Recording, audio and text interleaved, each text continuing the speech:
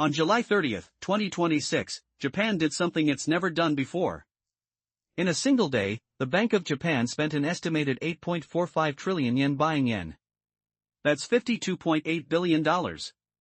Or about 870 trillion Indonesian rupiah in one day.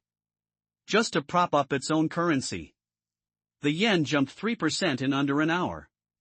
US dollar to Japanese yen crashed from near 164 to below 158. And here's the part that makes this story different. The United States was apparently helping them do it. By the end of this video, you'll understand exactly what happened, why Japan was forced into this corner, and whether this massive bet is going to work or if it's just a band-aid on a much deeper problem. Let's set the scene. It's Thursday, July 30, 2026. New York trading session. Around 10:30 p.m. Tokyo time. The yen had been getting absolutely destroyed all year. It hit a 40-year low below 163 per dollar earlier in July. Japan's import costs were skyrocketing partly because of the Iran war-driven energy shock that was sending oil prices through the roof. Then, without warning, the yen surged. In about 50 minutes, US dollar to Japanese yen dropped from 162.80 to the 157 range. That's a 3.3% move, the yen's biggest intraday gain since December 2023. The next day, BOJ data confirmed the scale. The central bank's preliminary current account forecast showed a 8.2 trillion yen drop due to fiscal and other factors, which is central bank code for "we just bought a massive pile of yen." Money brokers estimated the actual intervention at 8.45 trillion yen. That's the largest single-day currency intervention Japan has ever conducted. Ever. So why did Japan feel forced to act now? 3 reasons. First, the energy crisis. The Iran war has sent oil prices surging. Japan imports nearly all of its energy. A weaker yen means every barrel of oil costs more in yen terms. That's not just an economic problem, it's a cost of living crisis for every Japanese household. Second, inflation. Japan spent decades fighting deflation. Now it has the opposite problem. Imported inflation from the weak yen is pushing up prices on everything from food to fuel. Real wages are being crushed. Third, political pressure. Finance Minister Satsuki Katayama had been warning of decisive action for months. Top currency diplomat Atsushi Mimura had stayed unusually quiet, which in retrospect was a deliberate strategy to maximize the element of surprise. The previous intervention in April-May 2026, where Japan spent 11.7 trillion yen over several weeks, had only provided a temporary boost. The yen fell right back to new lows.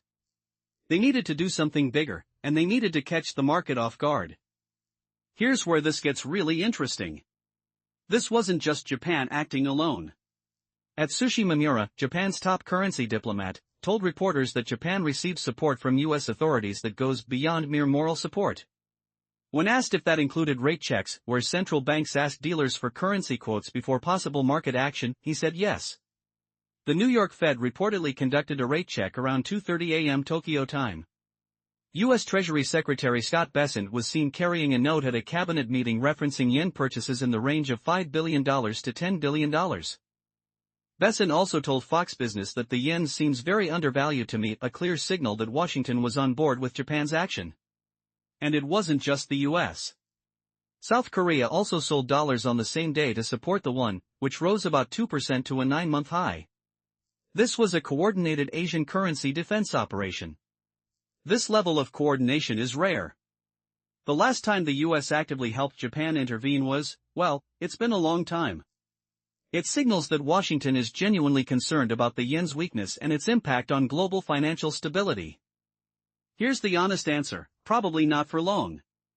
Japan spent 11.7 trillion yen between late April and early May. The yen rallied briefly, then resumed its downtrend and hit new 40-year lows.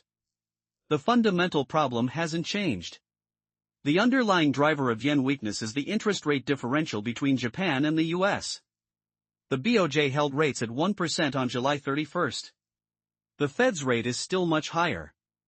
As long as that gap exists, the yen is under structural pressure. One board member voted for a hike to 1.25%.